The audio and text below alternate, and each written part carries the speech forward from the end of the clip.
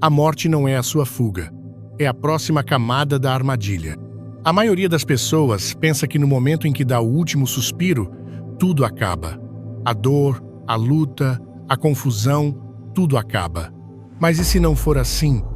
E se o momento em que você morre for apenas o começo de outra ilusão, uma que parece tão serena, tão familiar, que você nunca questiona? A luz, o túnel, as vozes amorosas chamando você para casa, tudo é tão perfeito, perfeito demais. E ainda assim, milhões de almas seguem em direção a isso sem fazer uma única pergunta. Disseram a elas que é a paz. Disseram que é Deus. Disseram que é o caminho. Mas ninguém nunca pergunta: quem está esperando no fim desse túnel? E por que eles estão tão ansiosos para que você os siga? Você foi treinado para acreditar que a morte é libertação. Mas e se for o teste mais importante que você já enfrentou e a maioria das pessoas falha nele? Você já viu as histórias. Talvez até tenha sentido isso em um sonho, esse túnel de luz, brilhante e quente, puxando você para dentro. Há uma presença lá, esperando por você. Familiar, reconfortante.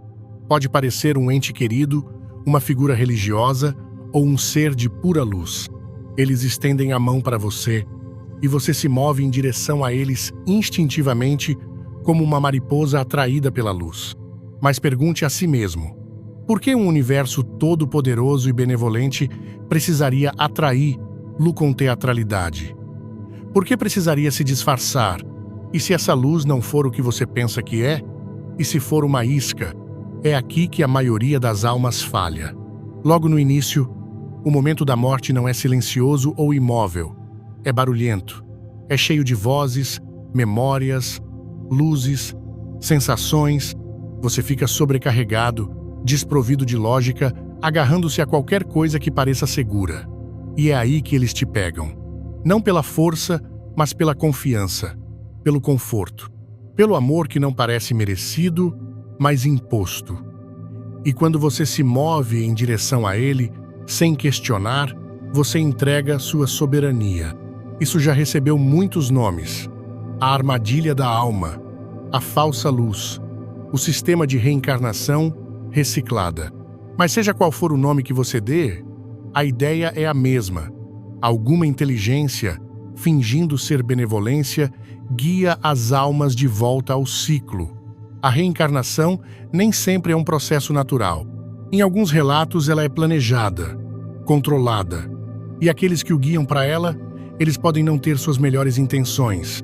Os antigos gnósticos falavam dos arcontes, parasitas interdimensionais que imitam seres de luz e prendem a alma por meio do engano. Os ensinamentos tibetanos alertam sobre entidades que se fazem passar por divindades durante o estado de bardo para confundir os despreparados. Até mesmo os primeiros filósofos herméticos sugeriram a existência de uma hierarquia de forças enganadoras cujo único objetivo era prender a consciência aos ciclos materiais. Isso não é novidade.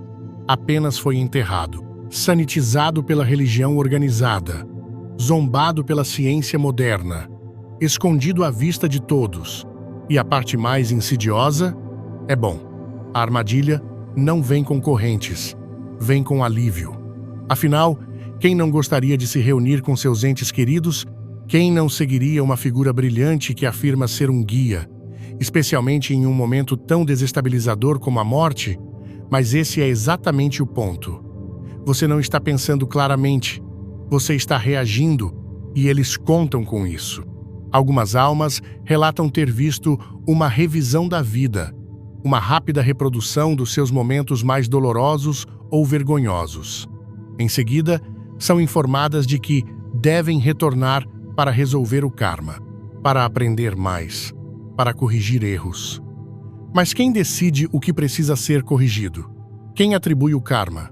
Por que o amor precisa que você sofra mais para prová-lo? Você foi ensinado a acreditar que crescimento significa dor, que o karma é equilíbrio. Mas e se o karma tiver sido sequestrado? E se essa chamada revisão da vida for apenas manipulação psicológica, uma viagem de culpa projetada para manter-lo no jogo, e no momento em que você concorda, mesmo que silenciosamente, o contrato é renovado, não por escrito, mas em energia. Você consentiu novamente em retornar.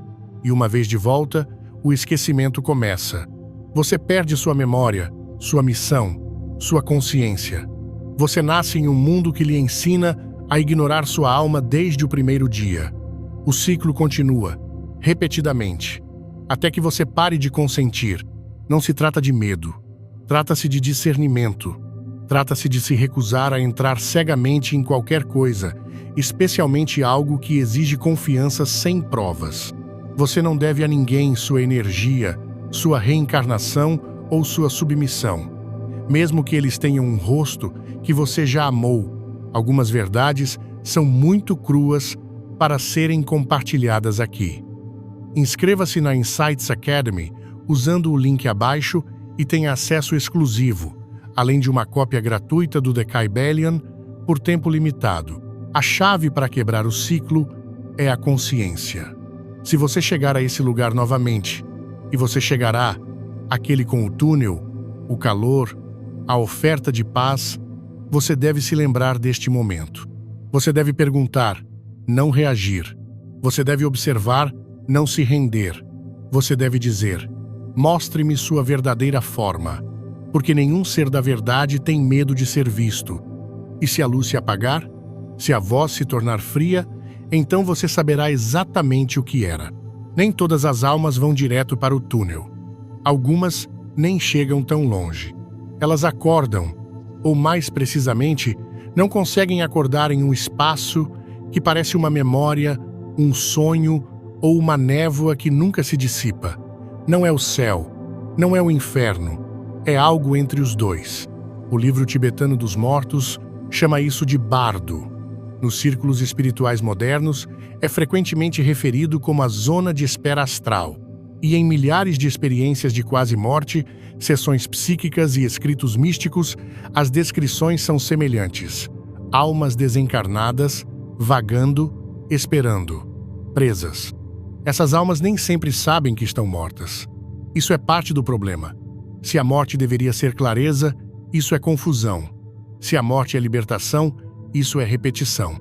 E quanto mais tempo uma alma permanece lá, mais distorcida fica sua noção de tempo, espaço e identidade. Algumas veem flashes de sua vida antiga, outras a revivem. Algumas esperam que alguém venha e as leve para casa. Outros temem o que vem a seguir e se recusam a se mover. O que os mantém aqui não são correntes, são emoções não processadas, trauma, apego, culpa, raiva, ou pior, negação. Isso não é ficção. Culturas em todo o mundo descrevem isso. Espíritos presos entre mundos. Fantasmas, ancestrais, espectros, errantes. Às vezes, eles são sentidos em quartos frios. Às vezes, aparecem em sonhos. Às vezes, falam através de médiums confusos e fragmentados, pedindo ajuda ou tentando terminar algo que não conseguiram em vida. Mas a parte mais assustadora, muitos deles não sabem que estão presos. Acreditam que ainda estão no controle, ainda vivos. Ou pior, acreditam que estão esperando permissão para partir. Se você já teve um sonho em que está em um lugar familiar, mas nada parece real, onde as pessoas falam, mas você não entende as palavras, onde o tempo se repete, onde você está procurando por algo, mas esquece o que é. Isso pode não ser apenas um sonho. Alguns dizem que os sonhos são visitas a esses reinos intermediários, ensaios ou vazamentos de memória, fragmentos de um lugar onde você já esteve antes. E talvez você já tenha estado. Porque se você reencarnou muitas vezes, então é provável que tenha passado por essa zona mais de uma vez. Você pode ter ficado lá, por dias, anos ou séculos, porque naquele reino o tempo não passa como aqui. Um momento pode parecer eterno. Uma alma pode permanecer em estase, presa em sua própria história, esperando por um desfecho que nunca chega. A zona de espera se alimenta de narrativas não resolvidas. É como uma sala de espera psíquica cheia de perguntas que ninguém quer fazer. O que sou? Para onde vou? O que fiz de errado? E quando essas perguntas ficam sem resposta, a alma se apaga. Ela esquece que é mais do que memória, mais do que culpa, mais do que medo.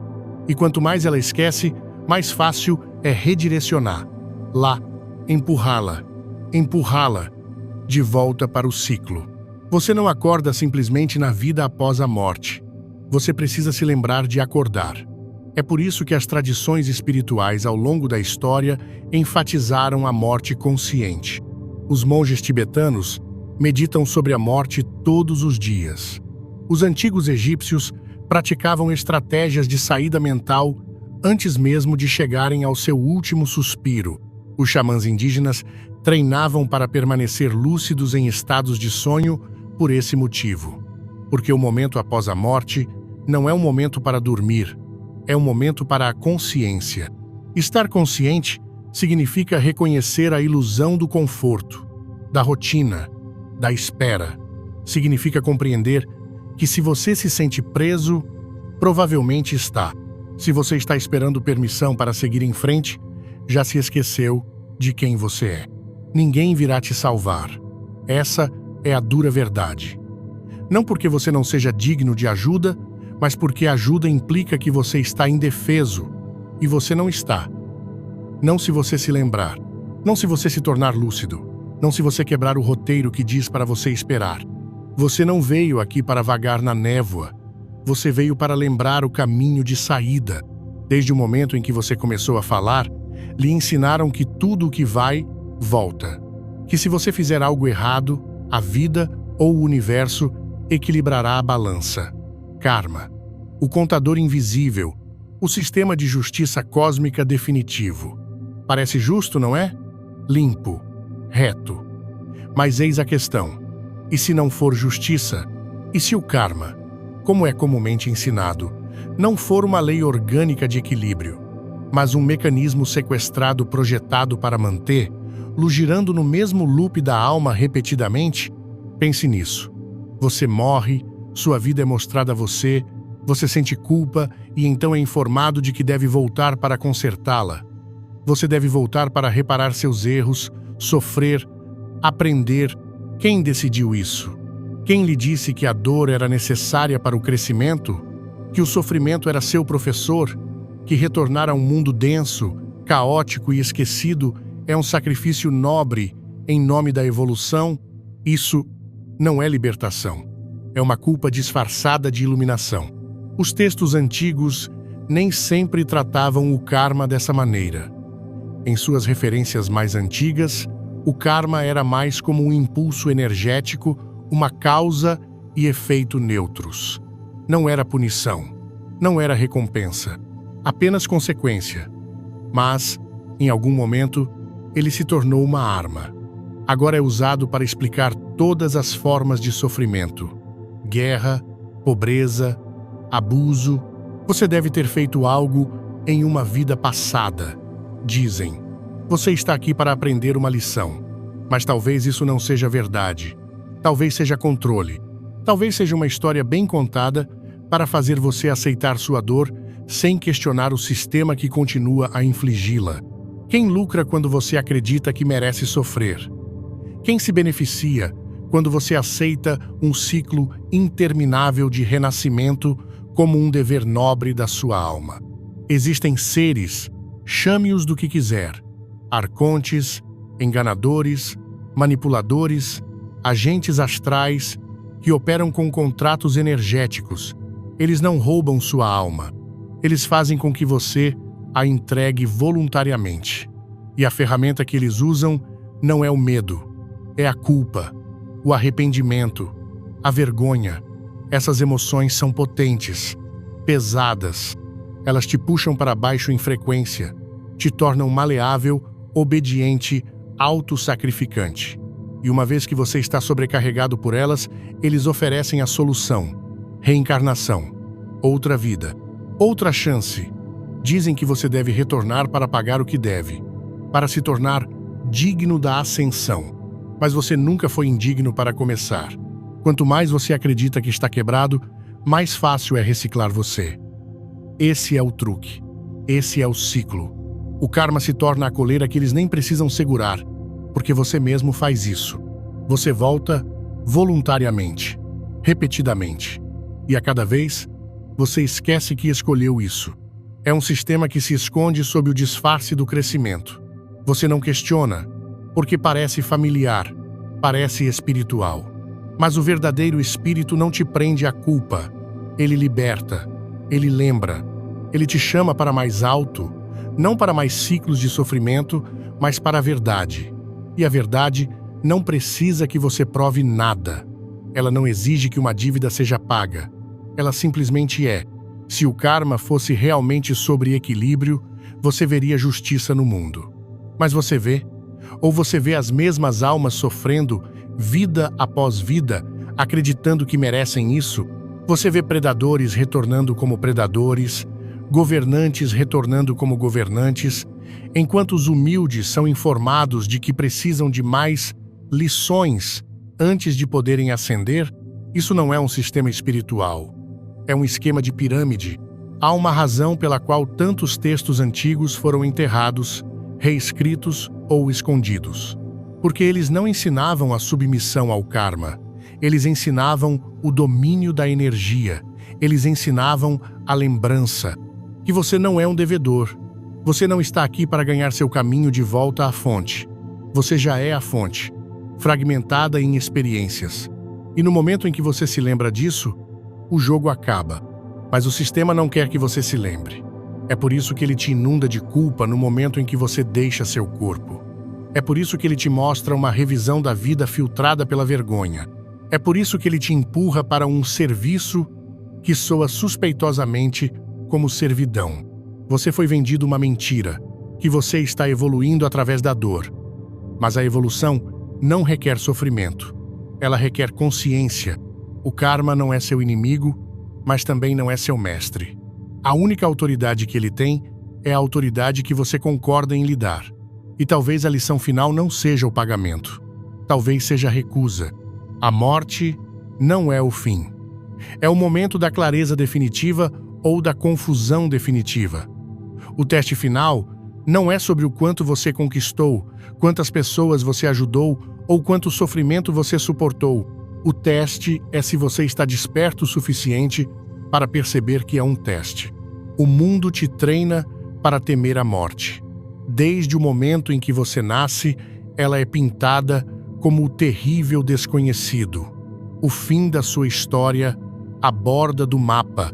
E então, quando esse momento chega, a maioria das pessoas entra em pânico. Elas congelam, elas se agarram, elas procuram algo familiar para se agarrar. É aí que a armadilha se fecha porque o medo é desorientação. E a desorientação é oportunidade. Não para você, mas para o que quer que esteja esperando para colher sua confusão. Mas a verdade é que a morte não precisa ser caos. Ela pode ser clareza, pode ser o momento mais lúcido da sua existência se você se preparar para ela. Místicos, sábios, iniciados, todos eles se prepararam para a morte como se fosse o evento mais importante da vida. Porque os antigos egípcios tinham livros inteiros, na verdade, manuscritos, sobre como navegar no submundo, como reconhecer impostores, como pronunciar as palavras de poder, como atravessar véus, sem ser puxado de volta para a encarnação. Não eram superstições, eram manuais para a consciência. O Bardo Todol, que o Ocidente chama de livro tibetano dos mortos, tem o mesmo objetivo: guiar a alma pela paisagem desorientadora e enganosa da vida após a morte. E a única coisa que todos enfatizam acima de tudo é isso: a consciência. Porque se você não estiver consciente naquele momento, você é maleável. Você é programável. Você se torna uma frequência errante em busca de um sinal a seguir. E se o sinal vier com a luz certa, a voz certa, a emoção certa, você seguirá. a menos que você tenha treinado sua consciência para permanecer imóvel. Esse treinamento começa agora. Para morrer bem, você tem que viver conscientemente. E a maioria das pessoas não vive. A maioria das pessoas é reativa, distraída, superestimulada, presa a uma identidade que lhes foi imposta. Nunca questionaram as regras. Nunca praticaram observar seus próprios pensamentos sem se tornarem eles. Nunca ficaram em silêncio por tempo suficiente para ver a diferença entre seu ego e sua essência. Então, quando a morte chega, são pegos de surpresa. Sua identidade desmorona. Sua alma entra em pânico. E esse pânico os torna fáceis de manipular. Mas a consciência muda tudo. A consciência cria distância. Quando você está consciente, você não reage. Você observa. Você não busca conforto, você avalia. Você não segue a luz, você pergunta aonde ela leva. Não se trata de arrogância ou resistência. Trata-se de discernimento. Quando você se torna consciente, você começa a ver a morte não como um fim, mas como um começo, um rito de passagem, um ponto de libertação. É o momento em que lhes são oferecidos dois caminhos: voltar ao ciclo ou entrar no desconhecido. Um é familiar, previsível, pesado. O outro é vasto, silencioso, puro. Mas a maioria das pessoas não escolhe o segundo caminho. Não porque seja pior, mas porque exige abandonar tudo o que pensavam que eram. Esse é o verdadeiro desafio. Não são as entidades. Não é a armadilha. Não é o túnel. É você. Você consegue abrir mão do seu nome, do seu rosto, da sua história, das suas conquistas, da sua dor, dos seus apegos. Você consegue deixar tudo para trás e caminhar como ninguém em direção ao nada, porque é aí que começa a verdadeira liberdade? É por isso que os iniciados praticavam a morte do ego. Porque os xamãs trabalhavam nos reinos dos sonhos. Porque os monges visualizavam sua própria decadência. Eles estavam se preparando para morrer antes de morrer, para que quando o momento real chegasse, eles o encontrassem como um limiar, não como uma parede. A vida após a morte não é um lugar, é um espelho. Ela reflete o nível de consciência com que você morre. Se você morrer dormindo, entrará em um sonho. Se você morrer acordado, entrará na escolha. E essa escolha, esse único suspiro de clareza, é suficiente para destruir todas as ilusões que o mantêm preso. Portanto, não espere. Comece a treinar agora. Pratique a consciência em cada momento. Aprenda a observar seu medo sem obedecer. Pratique o silêncio até que sua voz interior se torne mais alta do que o barulho do mundo. Questione todo o conforto que vem sem clareza, porque a morte está chegando. E quando chegar, você vai repetir ou lembrar. Você não vai pensar em uma saída, não no momento que importa. Quando o corpo cai e o véu se levanta, não são suas crenças, mantras ou intenções que o guiam, é a sua frequência. É isso que fala primeiro. É isso que é sentido em todos os reinos. É isso que determina para onde você vai a seguir. Você pode memorizar todos os textos sagrados, ler todos os livros espirituais, participar de todos os retiros, mas se sua frequência central for construída sobre medo, culpa, vergonha ou apego, você será puxado de volta para o ciclo. Não porque você foi julgado, mas porque você ressoou com o que ainda não havia liberado. Tudo é vibração. Cada pensamento, cada emoção, cada memória não resolvida, tudo ressoa sob a superfície. E no momento da morte, o ruído que você ignorou se torna a música que você deve seguir. O medo que você enterrou, a raiva que você mascarou, a culpa que você carregou em silêncio, tudo isso vem à tona, não como punição, como um espelho, uma verificação de frequência, porque no mundo não físico não há máscaras. Você é o que você sente, você é o que você guarda, e é isso que você atrairá. É por isso que certas entidades só podem alcançá-lo quando você está em um estado de baixa vibração. Elas se alimentam da dissonância. O medo lhes dá acesso. A culpa lhes dá vantagem. A vergonha torna você maleável. Essas emoções reduzem sua vibração a um nível que corresponde à armadilha. E uma vez que você está nesse nível, você está no radar. Elas não te arrastam para dentro. Não precisam. Você as encontra no meio do caminho, sem perceber. Você se sente indigno, elas te oferecem redenção. Você sente medo, elas te oferecem paz. Você se sente perdido, elas te oferecem orientação. Parece divino, mas é comércio. Sua energia em troca de mais uma rodada, mais uma vida, mais uma camada de esquecimento. E tudo parece certo porque corresponde à frequência em que você morreu. Mas e se você não tivesse morrido com medo? E se você tivesse se elevado antes desse momento? E se você tivesse passado sua vida não buscando validação externa, mas refinando sua ressonância interna, elevando seu estado não através do ego ou da ambição, mas através da coerência, da presença, da honestidade radical consigo mesmo? E se sua vibração fosse clara o suficiente para detectar a manipulação assim que ela chegasse? Essa é a verdadeira proteção. Não são rituais, não são nomes, não são dogmas. Frequência, limpa, alta, alinhada. A chave não é a perfeição, é a integração. Você não precisa ser um guru iluminado, você precisa estar inteiro. Isso significa enfrentar as coisas que você evitou, processar a dor que você enterrou, assumir a vergonha que você fingiu que não existia, não para consertar tudo, mas para parar de carregar isso na escuridão. Quando você traz suas feridas para a luz, elas param de distorcer seu sinal. Quando você aceita a sombra, ela perde o controle. O sistema que aprisiona almas não tem medo das suas palavras. Ele tem medo da sua clareza. Ele tem medo da sua quietude. Porque alguém que vibra na verdade não pode ser seduzido. Alguém que está ancorado na presença não precisa de conforto. Alguém que age a partir do amor verdadeiro, não possessivo, soberano, não vai cair em cópias sintéticas dele. É por isso que seus hábitos diários são mais importantes do que você imagina. É por isso que seus padrões emocionais moldam mais do que apenas seus relacionamentos, eles moldam sua saída. O que você pratica agora se torna seu padrão mais tarde. Seu corpo vai cair, mas sua vibração continua.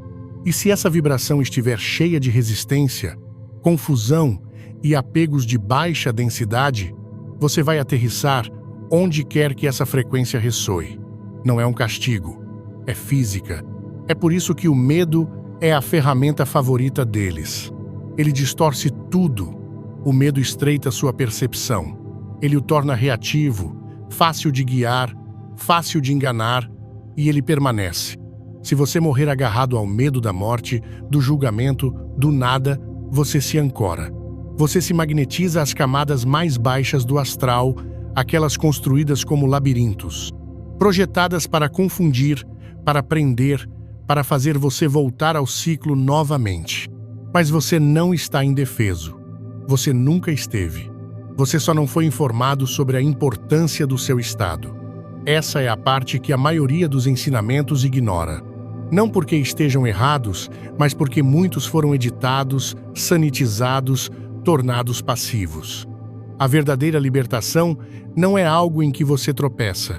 É algo para o qual você se prepara, construindo um estado de ser que transcende a necessidade da armadilha em primeiro lugar. Portanto, o trabalho começa agora, não após a morte, não na vida após a morte. Agora, eleve sua linha de base, limpe o que é pesado, volte ao seu centro, repetidamente. Quanto mais você treinar sua energia para retornar à coerência agora, mais inabalável você será quando realmente importar. Porque quando o momento chegar e as entidades aparecerem e a luz chamar seu nome, você não seguirá cegamente. Você sentirá a vibração e você saberá. Você já esteve aqui antes. Não apenas nesta vida, mas muitas vezes. E cada vez, eles lhe ofereceram o mesmo roteiro, o mesmo túnel, a mesma voz amorosa dizendo: é hora de voltar para casa. Eles fazem com que pareça acolhedor, familiar, seguro. Mas é uma encenação, um teatro ensaiado, projetado para manter-lo calmo, obediente e cego para o que realmente está acontecendo. A verdade? Você nunca foi destinado a seguir a luz sem questionar. Você foi destinado a enxergá-la. Não há poder maior do que uma alma que se lembra. Não se lembra dos detalhes de vidas passadas ou de todos os fatos espirituais já escritos, mas se lembra da única verdade que desmantela toda a ilusão: você é soberano. Você não é propriedade. Você não é um aluno eternamente aprendendo lições. Você não é um pecador rastejando de volta para a redenção. Você é a fonte. Fragmentado, sim. Temporariamente encarnado, sim. Mas não possuído, não quebrado, não preso. E no momento em que você percebe isso, a armadilha perde seu poder. A maioria das pessoas não se prepara para a morte porque foi ensinada que ela é passiva, que você vai para o céu ou não vai, que você será julgado, escoltado, classificado. Mas e se não for assim? E se não for passivo, mas um teste de navegação? Uma interface multidimensional que responde à sua frequência e intenção? Se isso for verdade, então saber como sair se torna mais do que útil, torna-se essencial. A primeira coisa a entender é esta: você não deve sua atenção a ninguém, nem mesmo na morte. Só porque algo aparece diante de você, não significa que tenha autoridade sobre você. Nem todo ser que brilha é divino. Nem toda voz que fala é verdadeira. O truque é permanecer lúcido. Observe, mas não se envolva emocionalmente. No momento em que você se apega emocionalmente a uma figura, especialmente uma que personifica um ente querido, você diminui seu discernimento. É assim que o ciclo se reinicia. O protocolo é simples, mas poderoso. Quando um ser aparecer para você após a morte, especialmente se parecer excessivamente ansioso para guiá-lo, pergunte claramente e com toda a intenção: você é da verdadeira fonte? Então observe. Não ouça suas palavras. Sinta sua frequência. Entidades podem falsificar a linguagem, a aparência e até mesmo as emoções, mas não podem falsificar a ressonância. Se elas hesitarem, desviarem ou ficarem irritadas, você terá sua resposta. Outra ferramenta: clareza de comando.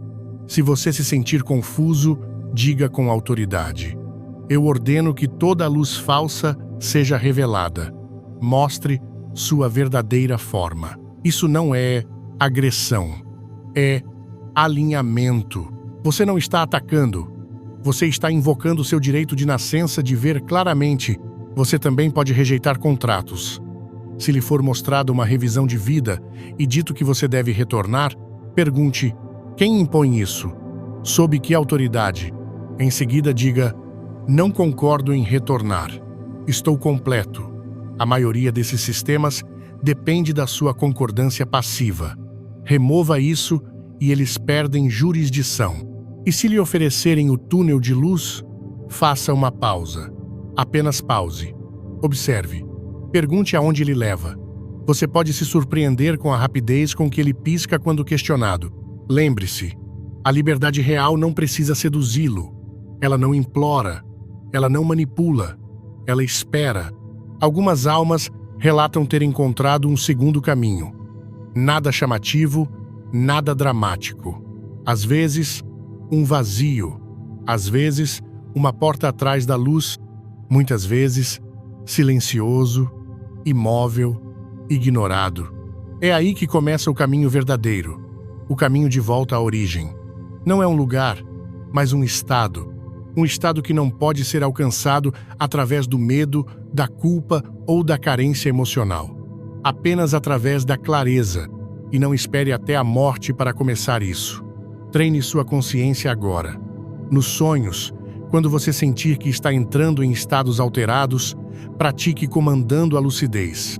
Pergunte: onde estou? Quem está me guiando? Eu escolhi isso. Construa o reflexo da soberania. Torne-o automático. Porque quando o momento chegar, você não terá tempo para pensar. Você só terá o seu estado. Os rituais que você praticou aqui, obediência, busca de validação, submissão à autoridade externa, não terminam com a morte. Eles seguem você a menos que você os quebre. É por isso que as entidades ainda desempenham os papéis de juízes, guias e redentores. Elas se alimentam dos papéis que você lhes deu em vida, mas agora você sabe. Agora você se lembra. A saída real não é através de nenhum túnel. É através da clareza, através da quietude, através da recusa em se submeter a qualquer coisa que não corresponda à pureza do que você é. Você não precisa de permissão para sair do sistema. Você só precisa da vontade de lembrar que nunca esteve realmente nele. Eles nos deixaram pistas, escondidas em pedras, enterradas nas escrituras, sussurradas em símbolos que sobreviveram a impérios, queimas de livros e guerras santas. A verdade nunca se perdeu completamente. Apenas foi cuidadosamente enterrada sob distrações, dogmas e interpretações deliberadamente erradas. Porque se as massas alguma vez compreendessem o que os antigos realmente tentavam dizer, o sistema entraria em colapso.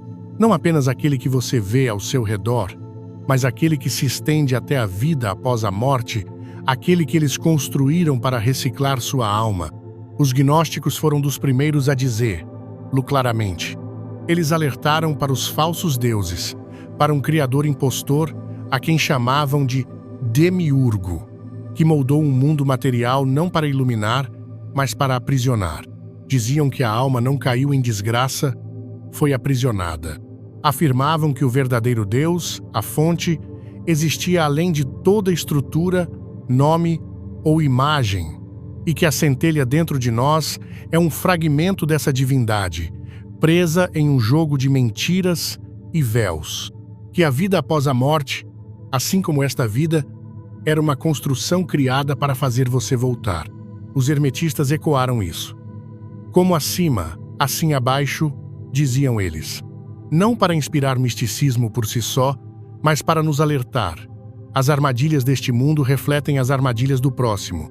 Da mesma forma que a sociedade controla seus pensamentos, impulsos e medos aqui, o reino astral faz isso lá, com mais sutileza, com mais elegância, mas com o mesmo objetivo: impedir que você perceba quem você realmente é. O livro egípcio dos mortos não era um conto mórbido sobre deuses pesando corações e julgando pecados. Era um mapa codificado, um guia de sobrevivência para a alma. Cada capítulo descrevia desafios não de moralidade, mas de percepção, reconhecimento, consciência, acordar na morte e lembrar os nomes, os sinais, os símbolos que abrem portas e dissolvem ilusões. Isso não tinha o objetivo de assustar. O objetivo era preparar. Porque os egípcios sabiam que esquecer era a verdadeira morte, não do corpo, mas da identidade, da soberania. E o que a religião dominante fez com esses ensinamentos? Ela os higienizou, reembalou-os, transformou-os em histórias de pecado, julgamento, punição e submissão. O caminho iniciático tornou-se obediência. A centelha divina tornou-se heresia. A gnose, o conhecimento direto, foi proibida em favor da crença cega. E assim, o mapa foi virado de cabeça para baixo, os sinais invertidos, a saída apagada, mas os fios permanecem. O Kybalion, embora enigmático, sugere o papel da mente na formação da realidade além da morte. Ele fala de vibração, polaridade, ritmo, mecânica do invisível que não se aplicam apenas a este mundo, mas às transições além dele. Os princípios não são apenas filosóficos, eles são funcionais. Ferramentas para reconhecer a ilusão, para sair da ressonância com a matriz e entrar em coerência com a fonte. Mesmo no Oriente, em textos como os Upanishads, encontramos lembretes de que a jornada da alma é sobre lembrar, não acumular karma, não agradar deuses, não subir escadas invisíveis de mérito espiritual, mas romper a identificação com a forma, retornar à consciência. A quietude, ao eu incondicionado que nunca nasceu e nunca morre. Então, por que não nos ensinam nada disso? Por que a vida após a morte nos é vendida como paraíso ou punição em vez de um campo de escolhas? Porque a escolha requer consciência, e a consciência torna você incontrolável. Não apenas aqui, mas especialmente lá. Uma alma que encontra a morte com discernimento não entra cegamente em um túnel. Ela não aceita a culpa como verdade. Ela não precisa de um salvador. E esse tipo de alma não volta. É por isso que sociedades secretas, escolas de mistérios e ordens esotéricas operavam em silêncio. Porque se a verdade se espalhasse, a máquina perderia seu combustível. Não eram cultos, eram guardiões da memória. Os iniciados não aprendiam apenas rituais, eles aprendiam a decodificar a ilusão, a manter a lucidez através da morte, a olhar nos olhos de um Deus e dizer: você não tem poder sobre mim. Quanto mais você olha, mais claro fica. Todas as civilizações, todas as linhagens que preservaram o sagrado fizeram isso não por poder, mas por fuga. Não para manipular almas, mas para libertá-las. E não é coincidência que seus símbolos, cobras, olhos, espirais e cajados, tenham sido posteriormente demonizados. Porque eles não eram apenas espirituais. Eles eram perigosos para o sistema. Você não precisa de uma nova crença. Você precisa se lembrar. Lembre-se de que sua alma é mais antiga do que qualquer religião. Sua consciência é mais poderosa do que qualquer ritual. A vida após a morte não é uma recompensa. É um labirinto. E os antigos, eles não apenas lhe disseram como viver. Eles tentaram lhe dizer como partir. A fuga da armadilha não começa com a morte. Começa aqui, enquanto você ainda respira, enquanto você ainda tem a chance de mudar seu estado interno, limpar seus apegos e lembrar quem você realmente é. Você não se tornará livre na vida após a morte, a menos que comece a viver como um ser livre agora. Não mais tarde.